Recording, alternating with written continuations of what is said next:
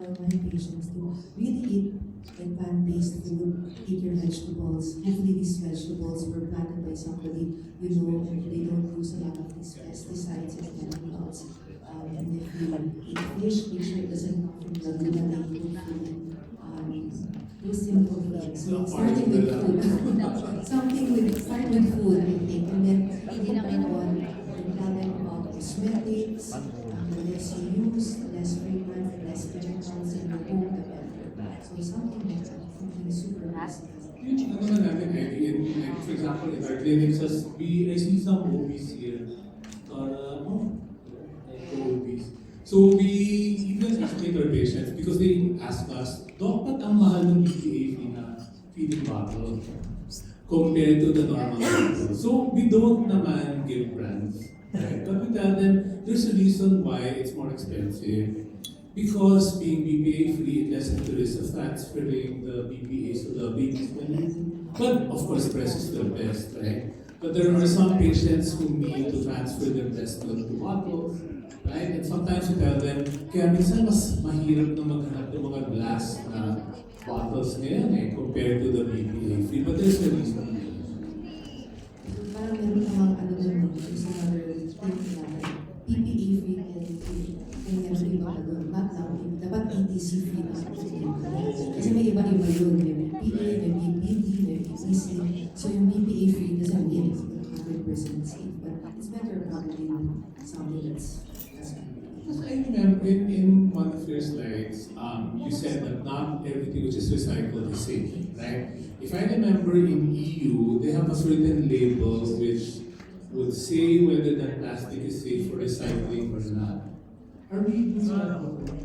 with the DPR law, yes, we're making sure that the toxic chemicals or plastics do not get recycled. So you may try to Can I mention about the dietary prescription that we should give our patients because we are implementing the preventive and lifestyle medicine. So we are actually teaching our patients to plant your own food, and that's right.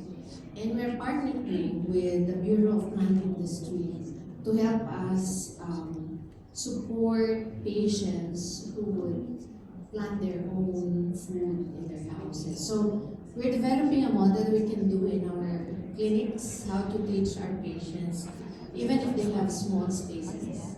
So kasi organic, it's not real. I mean, if you don't know where it came from, the organic can be a market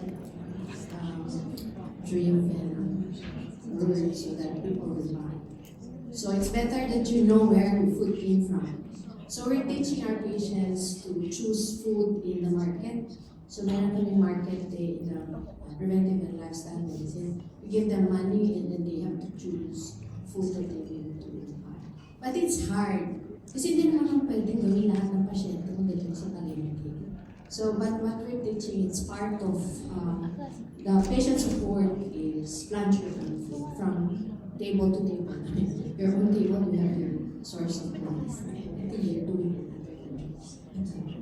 Thank you, Dr. So, another question naman, Doc, dun sa lecture niyo po. You talked about that yung healthy lifestyle, yung healthy age na life expectancy is about 60.8. So, parang 61 years old na lang yung healthy age for us. So, ako currently, I am 41. I have 19 years na parang maging healthy, but I'm already suffering from osteoarthritis. But we have this PhilHealth Yakap, Doctor. So, I saw po dun sa ating PhilHealth Yakap, may mga tests that could be requested to our female patients. So, meron pong pap smear, kasama po doon, kasama po yung mammogram, we have breast ultrasound. So, any other local or national programs of our government that would also help our Filipino patients?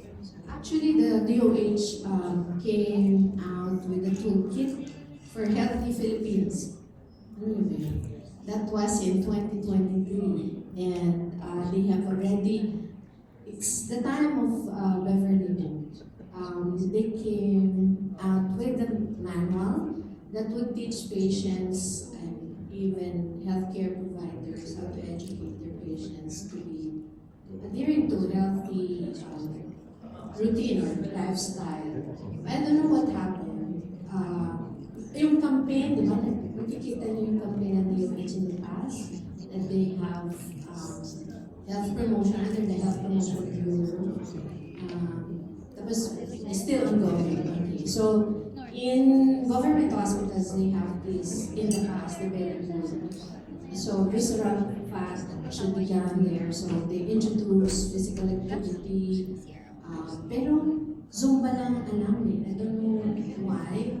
I mean, Zumba has its own market. Pero what we need is really increase physical activity, improve strength, muscle strength. And yun, we have to regulate our intake. It should be at par with our physical activity. Mas marami kasi ang food intake than physical activity. That's a huge problem. So in terms of YAPCAP, it's more of health screening. It's not really a health prevention, health promotion by itself.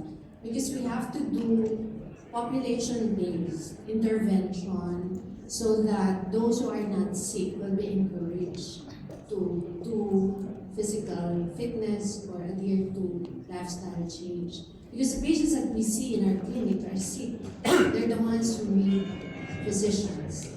Hindi yun ang health prevention kasi sick na sila. So we have to go outside of our comfort zone and do population-based health promotion campaigns. Maybe I'll just do something, ask you something very, very practical. Lagi kasi pinag-aawayan ng lola ko sa kanong nanay ko dati. Yung lola ko meron siyang favorite na pinagpiplituhan. Na ang heirloom na yun, galing pa sa nanay niya. And then, syempre yung mom ko, dahil mas bata siya, favorite niya Teflon. Tapos, ang sabi ng nanay ko, pwedeng gamitin yung Teflon hanggang hindi siya natatanggalin ng item. But apparently, mali yung conception ng gano'n. Kasi ang Teflon, kahit hindi pa siya nagagasgas, nag-release na siya ng Teflon particles. Can you just comment on that? PFAS, yun yung mga forever chemicals. So yun yung nasa non-stick pan. So talagang, ano yun, talagang dapat talaga i-ban talaga siya. So what are we supposed to buy? So the most inert thing na hindi nag-leach. So any material that doesn't leach. So stainless steel is one of the parang more economic. Cast iron. Yung mga Cast ganun. iron. Kasi yung wala talagang, kasi pag nag-leach siya, papunta talaga siya sa kita. So the most inert that you can think of. So for example, yung mga bawal na pang-plastic. Yung plastic na lang sa microwave o yung parang heat up. So if ever glass might be the best bet at that point na you would really withstand the highest heat. So glass is inert, stainless steel is inert. So you can just choose between those. So kahit nagpiprito ka ng Teflon using a Teflon fryer, nagagasgas pa rin yung Teflon. Right? Huwag na lang talaga bumili ng plastic. Kasi for sure magagastos siya at some point. Okay, Dr. any last words for our audience with regards to our She Matters Now?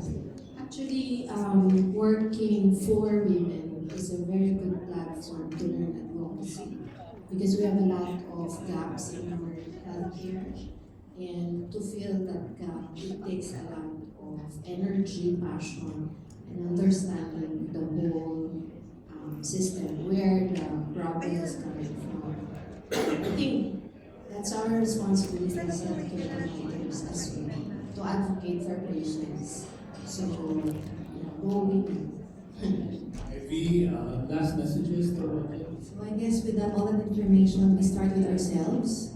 So when you go home tonight, parang check your CR, bathroom, what's your, how many shampoo bottles do you have there? How many lotion bottles do you have